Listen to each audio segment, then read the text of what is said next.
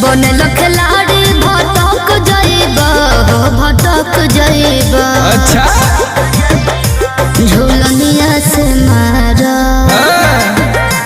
झूलनिया से मारा झटक जाइबा जाके तो कहीं न रजबो अटक जाइबा हो झूलनिया से मारा। अरे हम हुआ अटकले चाहतानी।